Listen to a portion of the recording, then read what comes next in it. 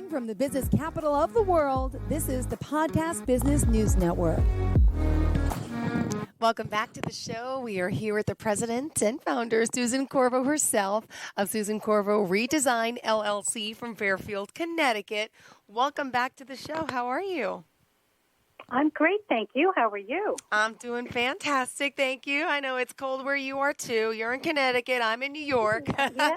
So I didn't know we were getting snow today. I know. I walked out and I slipped outside of my patio today with my son going to the bus stop. I had no idea. Yeah, I know. Winter in New England. I know. Well, it's a pleasure to have you back here on the show. And for those new listeners today, may not be aware of Susan Corvo Redesign yet. You will be soon. SusanCorvo.com, just to point that out, SusanCorvo.com. And I know we have another great show for today. Would you mind introducing yourself to our listeners, please? Absolutely. I'm Susan Corvo, the president of Susan Corvo Redesign, an interior designer, specializing in kitchens, bathrooms, and redesign and interior design and decorating, everything to help you so that you can say, I love my home. Which we all want to, and I think the past 2 years being trapped a lot indoors with the pandemic has made us all want to rework the house and fix things. I know I sure do. Absolutely. There's so much I want to do. And what in particular for today did you want to discuss for our listeners? So I would like to start with the creating outdoor spaces. I know, Consultation, Phil, you said 6 more weeks of winter, but I think everyone is really itching, and actually it's going to be up to 50 by the end of this week. Oh, my goodness. I was amazed. Wow. And so everyone's kind of getting the itch to say, how do I create an outdoor space? How do I, have it so it's more functional, and what do I do to have spaces for different things and make it so that actually we can be out there even more than, we can actually, I'm hoping people can start being out there even in the spring. Even if it's a little cold, there's things we can do. Perfect. Well, let's get started. Outdoor spaces, obviously, that's a great topic because, spring is here before we know it. And that's another thing. Everyone, I think, being home in the pandemic realized, I want a nicer backyard. I want a nicer garden. I want nicer creations. What can we do? My goodness. So it's interesting. Yeah, it is. And I think people determine, do you want some lounging space? Do you need to have a lounge chair because you want to lay out there and kind of get some sun? Or is it just more dining table for entertainment and things like that? So I always say to people, think about what you're really going to use. And honestly, I don't really think people, unless you have a pool, you don't really use the lounge chairs. I know I don't. I have lounge chairs, never sat in them since we've moved. I'm like, okay, I'd rather go to the beach. So it is interesting when you think about exactly what you're looking for. Definitely a dining table. Some people, if you have a really sunny backyard, it's just too sunny. So you got to think about shade. And is it one of those little pop-up tents that you can buy, online, or is it you're going to create a structure and put like a pergola with a sunshade? It depends how much money you want to spend. So it's fun because I think then you can think about, well, it's cool out, like for spring. I always say everyone think about heaters. If you are on a deck or a patio with nothing over top, you can get one of those tall, propane heaters. And as long as you put it close enough to you, you're warm enough. Another idea is just doing a fire pit for some lounging area. So you can say, hey, let's go sit by the fire pit, and let's roast marshmallows. So you can do anything from buy one that's, works on propane, and you can sit around it, or you can actually do like a solar stove where you can put natural wood in, and they give off great heat, and put some Adirondack chairs around it. There's all kinds of things you can do. If you're doing a fire pit, you kind of need it away from the house, especially if you're doing a wood one, even a solar stove. You want it far enough away from the house so there's no flames close to the house. But it's a lot of fun, especially in the spring and fall, to sit around a fire pit. And to be dining, you're going to definitely want a heater that kind of, you have one at each end of the table to keep people warm. I know during COVID, we outside as much as possible. I don't care if I had my winter coat on. I was sitting outside to have dinner. Gloves and a winter coat. My husband one day said, okay, now it's too cold. My food is already cold. Let's go in. But, it is fun to be out there.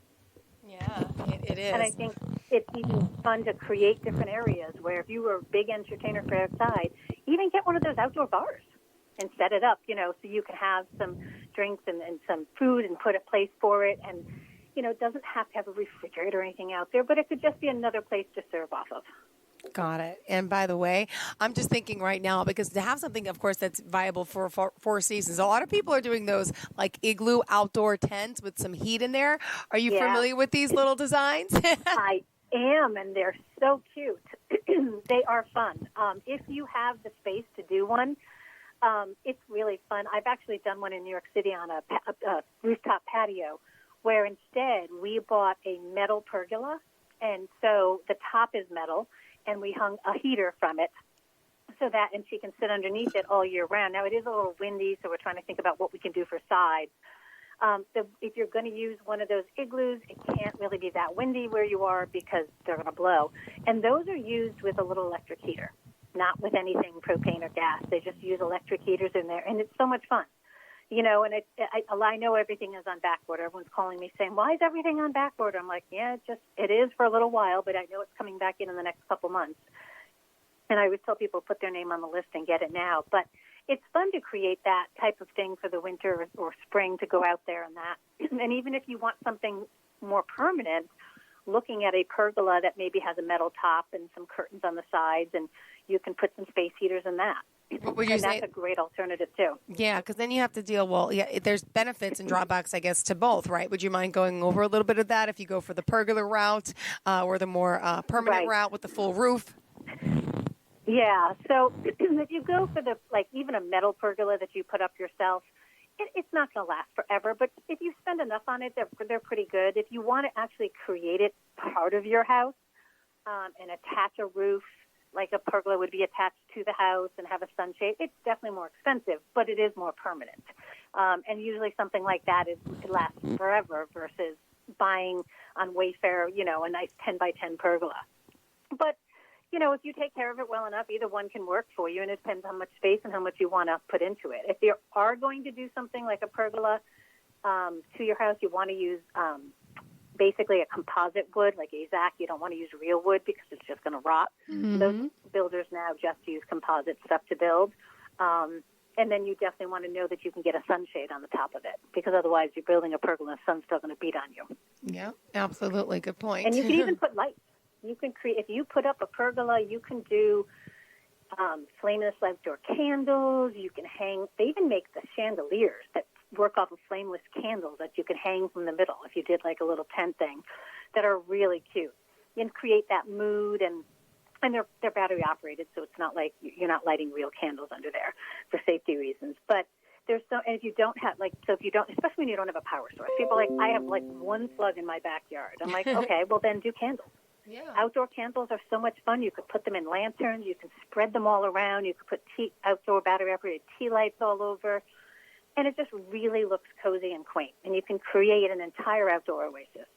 Wow, and that's what we're looking for. I can't wait. Getting excited about this, thinking about the things I want to do to my yard too. And I know it just makes you feel so good. And then you also, obviously it's like you got to get the right furniture. You got to, figure all that out. And you need a little bit of both, right? The sun, the shade, and everything else. You do. You want to make sure. So say you have a really bright, sunny backyard and you're like, I don't want to invest in a tent. So then I always say, invest in a large umbrella. And I know that everyone's going to think I'm crazy, but Ocean State Job Lot sometimes has these great cantilever umbrellas for next to nothing.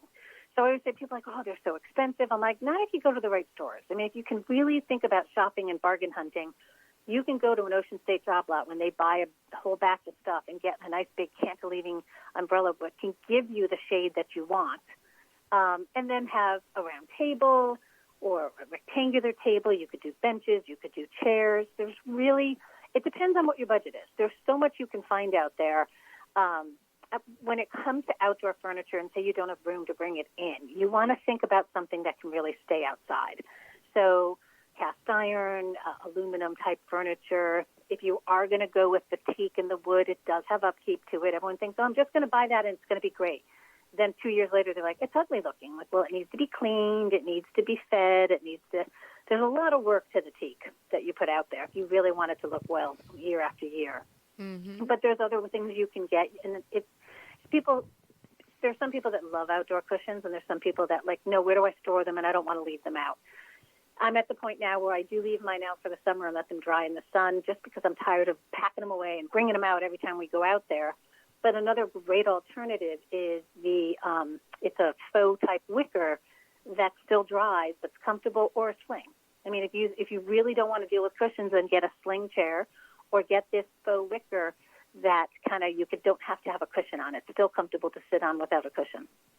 And that will help you in terms of what you're looking for. Area rugs outside are great to add a pop of color. Do they last forever? No. They definitely need to be brought in the winter. They do freeze. But they do get wet. Depending if it's a patio, they may not dry as well as they would on a deck where there's some airflow.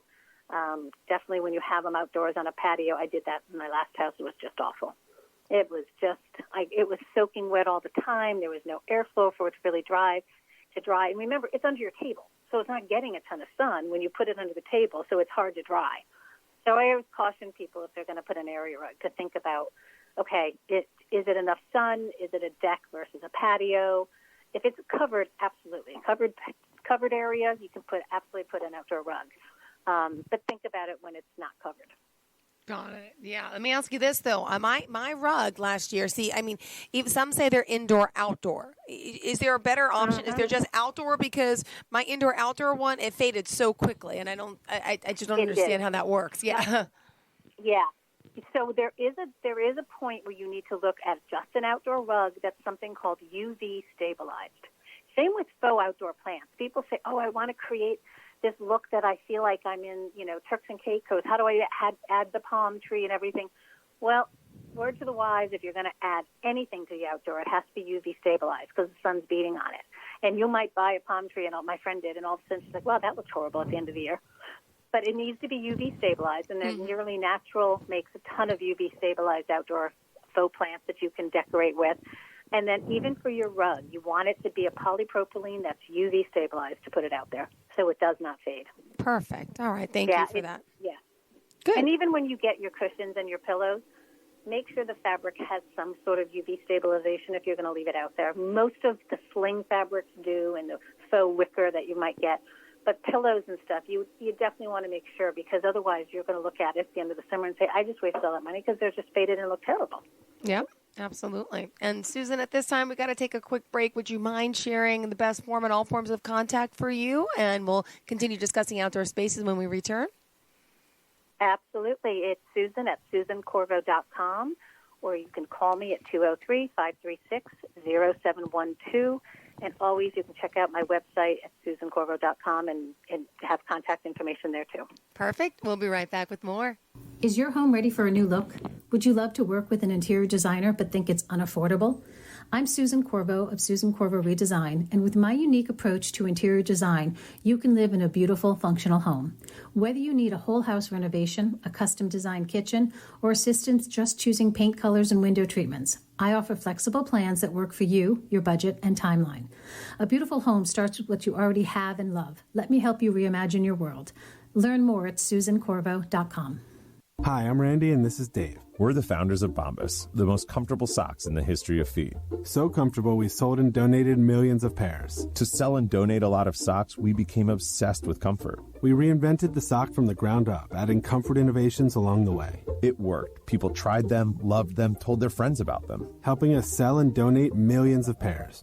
Try them now at bombus.com/comfy and get 20% off your first order. That's bombas.com/comfy. Time before AT&T fiber internet. Shame, shame, shame. What did you do, love? I ran out of internet data. And they're making you shame walk. No, it's just how I feel. Shame, shame.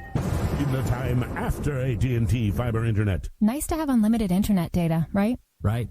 The dawn of a better internet era with AT&T fiber. Limited availability in select areas. Check eligibility at att.com/getfiber. Restrictions apply.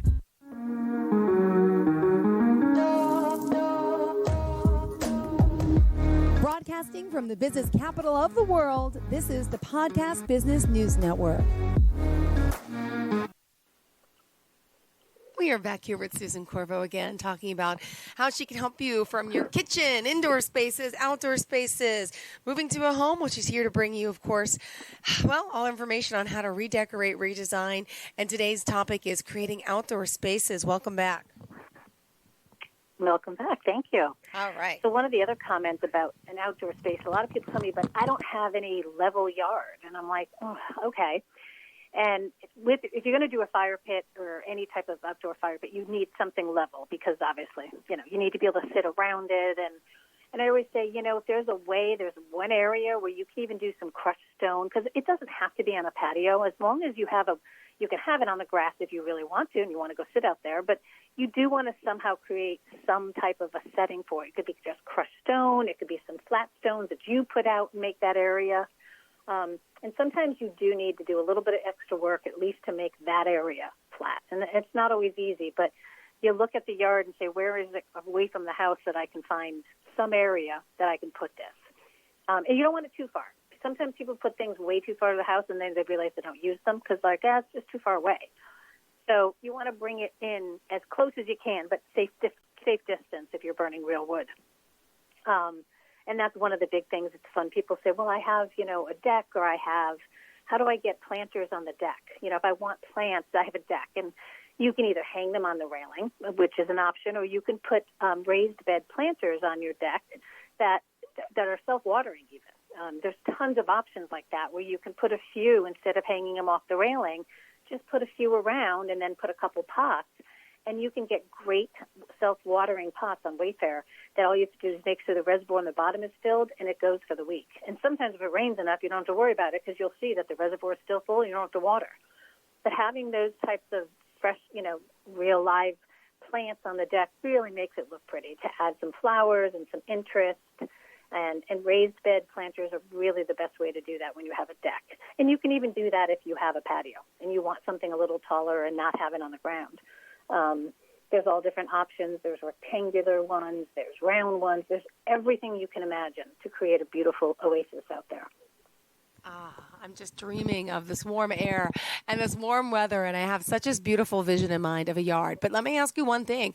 Can you sit down with someone and you're looking at the outdoor space? Can you do a 3D design of the outdoor space as well?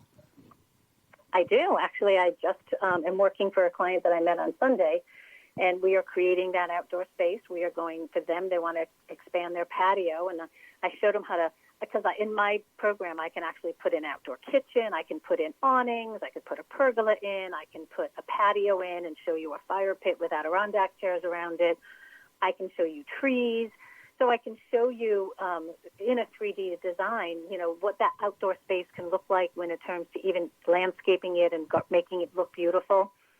Even outdoors, a lot of people say, I really want to grow some fresh herbs and some fresh vegetables and maybe just the herbs, maybe tomatoes, but I don't really have a space. And I always say that's where your raised bed planter on the patio or deck is perfect. I have two of them for my herbs that I did, and I just actually have one lettuce in one and herbs in another. So, and it's raised bed so that, the animals can't get to it, and it's just beautiful. Sometimes it gets a little too sunny, so I put a little umbrella over it just to protect it. But I can show people on 3D from a design perspective what they can look like for their outdoor space. Awesome. And can I ask another quick question? I know we mentioned outdoor kitchens before, but what gets me a little confused is this. What if you already have an existing patio, right? And now you want to get, add this beautiful, nice type of kitchen area. Do you have to break up the patio for the piping? I mean, that's my one issue, because I know you can get a propane tank and just put it under a nice little facade type of a kitchen area. But then you can really get one built into the ground, right? Right. And so a lot of houses have either natural gas or propane somewhere hooked up. Sometimes, I had one by my house. I brought it into my patio for my fire pit. It depends. It depends what kind of patio you have. Can they snake it underneath there? It might be tough for a gas line. If you're not redoing the patio, then I sometimes say you can get a beautiful outdoor kitchen things. I've even seen them at Home Goods where you can put, it's part of the grill, and you can put, you can actually just put the propane tank in there for your grill. They even have refrigerators where you'd run probably an extension cord back to the house underneath the whole thing. So when you're doing something like that, I always say make sure you think about where you're setting it up so you can get the extension cord underneath it from the house. You don't always have to rip up the patio. It depends on kind of what you're looking to do. I always tell people don't rip up the patio. It's too expensive to put back down, and it takes forever because these guys are so busy. So at that point, I'd then say, hey, use a propane tank. Thank you for sharing. Just a question I had personally. And but that's important because it's, there's some fun kitchens out there now that are selling. And, another great place I tell people right now for outdoor furniture is get on Facebook Marketplace, because there are a ton of people selling some of their outdoor stuff. And probably in another month, right now they haven't even brought it out, but they think, oh, I'm going to get new. And you can get in Fairfield County and the New York area on Facebook Marketplace and find some great deals of outdoor furniture. And pay pennies compared to what you'd buy new. Thank you for the thoughts. Awesome. And what else did you want to discuss today? I know we touched upon a few things for the outdoor spaces in particular. Let me just ask you about hot tubs. Your thoughts on hot tubs and jacuzzis to add to an outdoor space. Is that something that can be affordable as well? It can be. They're not cheap, and they're not cheap to run. So if electric bill is something you're concerned about, you got to think twice about it. They are a lot of fun. They're not that hard to keep up. So I have a lot of clients that have the hot tub part of their pool, but then it closes for the winter. And really, it's that fall, winter, and spring when you really want to use your hot tub, not in the middle of summer when it's 90 degrees. So the nice thing about hot tubs, you do want some type of a slab for it, ideally, or at least some gravel for drainage. But they're fun. Upkeep for them is not as much as a pool. Yeah, you want to check it every week because it's hot water. You want to make sure your levels of chlorine are correct. But there is a bill that's associated with that to keep it at 102 degrees. So I always say to somebody, understand it is going to raise your electric bill, but it is truly wonderful after a snowstorm to go sit in the hot tub. Nothing is prettier. Yeah. And you want to make it. You do want to make it so it's close enough to the house. Got it. Because you don't want to be walking too far to the hot tub and then freezing your butt off getting back in. And I always say make sure you have somewhere to hang a towel or your bathrobe next to it. I even have for us. I have a hot tub. I have some heaters over where the towel goes. Some electric heaters coming off the house so that the towels stay warm. Because nothing is worse than getting out of your hot tub and putting on a cold bathrobe. You're like, oh my God, this is awful. Got it. Well, thank you for sharing that. What else, outdoor space-wise, would you like to share with us today? So I think if you're thinking about a deck, I know a lot of people are like, oh, we have to have a deck. We can't put on, it's too high. We need a deck. We're not a patio. I think about it because decks, you really don't want to do a deck in wood anymore. You want to do it in the composite materials, either like a timber tack or AZAC or whatever. And you really want to say, okay, if you're doing that, the materials themselves are wildly expensive. Another option is to be having, if you have a doorway, to have a wider stairway, like you walk out onto a platform and then have stairs go down to a patio. So you want to price those things out both ways, depending on, like I have a second-story deck. But, if you have the option, think of two different ways to do your deck. Always kind of think out of the box to say, do we do the deck or do we have some stairs that go down and then have the patio? Because decking these days has to be done, especially in the Northeast, out of composite. Otherwise, you're replacing that deck in 10 years because that wood's just going to rot. And the upkeep for that is you're staining it every single year. So if you have the option, one of the things, and I have a client that kind of regrets putting their deck on. It wasn't really that far off the ground, and they put a deck. And I'm like, oh, it would have been nice to have a wide staircase out of those sliders walking down then to a nice patio, and that way it leads directly to the pool. So just think about those options when you're thinking about deck versus patio and what could you actually do. Got it. Do not let anyone talk anybody into a wood deck around here. Got it. And you mentioned the word AZAC a few times. What type of material is that? Is it like a vinyl, like a PVC? I know it's strong and steady, but I don't even know what that is. It's composite. Okay. So it's a composite, just like TimberTech is a decking, so is AZAC. And they're composite material that are made, manufactured, but they stand up to the weather. They don't warp. They don't chip. They don't splinter. Most of the trim people are using now on their house, they'll put AZAC because it doesn't rot. Yeah, like around the windows and all. But okay, I was just curious. Around the windows, yep. And so they have those kind of. So when you look up decking, you look up composite decking because you wouldn't want to do real wood. Got it. And even for patios, you can do bluestone, you can do pavers. Stamped concrete is making a huge comeback because of the cost of everything else. To do pavers or doing bluestone patio can be expensive. You can get look of bluestone by doing stamped concrete. And it's made a lot of, years ago it wasn't quite as nice, but it's really come a long way in the past 5 or 10 years, and it makes a big difference. I've done a couple of stamped concrete patios for people, and they're like, wow, this is great. We power wash it every year, and we're done. Yeah. So it's a beautiful alternative to spending the money like on a bluestone patio, because you still need to set bluestone and concrete. Otherwise, it's just going to heave and shift and be uneven. Yeah, I learned that. I moved to a house that's 20 years old, and then the patio was all cracky, and they said, oh, they didn't put cement underneath it, and I had no idea that was even an option. But yeah, I guess depending on what, obviously you learn things as you start, as a homeowner, and I didn't realize that. Yeah, you're supposed to put concrete underneath certain pavers, some you don't, depends where you live. But so that was a downfall of the patio, and you got to do your research. Not a cheap downfall either. No, exactly. It's expensive, and everybody wants outdoor space now. So I always say, look at all of your options and do your research, because there are so many other things you can do, and it really makes a difference. Because when you have a deck, people don't realize you have to have railings, and those are expensive. So that's why if there's a way to do a stairwell down to a patio, it's going to be less expensive for you. It's just a couple different options I explained. And then you can always do retractable awnings instead of a big pergola. They're beautiful, too. They've come a long way. I mean, it's not the awnings of 20 years ago. They're really nice retractable awnings now.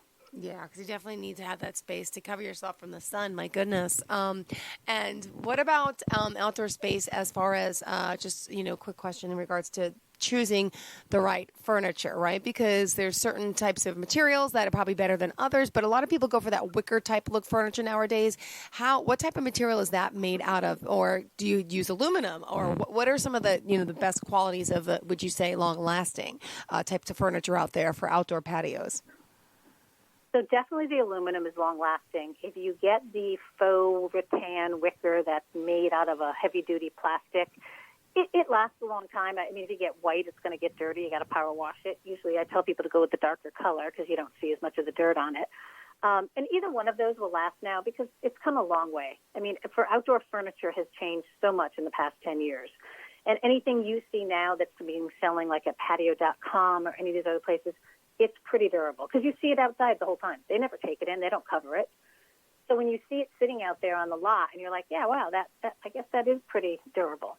Anything that's durable like that and that has less upkeep is, I always tell people, you still have to power wash it every year and you have to clean it, but you really want as little upkeep as possible. Got it. That's right. And with everything, and you want that longevity. So in closing today, we still have a minute and a half left. What other advice for outdoor spaces, Susan, and how could you and your services help our listeners today?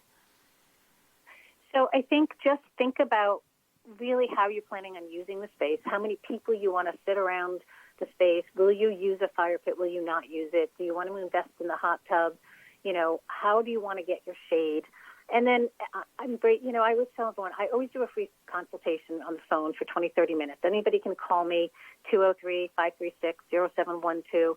We can set a time up if you have some questions. And then if you need me to come out, I mean, sometimes it could be an hour or two. Just, hey, help me design where to put things because I'm not sure. How much will I fit? And then I usually put it on my chief architect because I have to in order to show you the space and what will fit. Here's what size couch. Here's what size table. Here's you need 3 feet behind the chairs. And that way I can show somebody right there. We can go an online meeting. Here, this is what your space could look like. Got it. Perfect. Well, thank you so much. And if we want to reach out to you, tell us the best forms of contact, please. Best forms of contact and email Susan@SusanCorvo.com or call me at 203-536-0712. Perfect. Thank you again for your time today. And again, check out our website. Check out all the pictures before and afters and see all the other work she does. Pretty amazing. And she can help you, of course, for any type of project. Love the kitchen and bath stuff, too. Wow. All right. Have a great day, Susan. And we'll talk soon. You too. Thank you so much. All righty. Thank you. Bye-bye. Bye.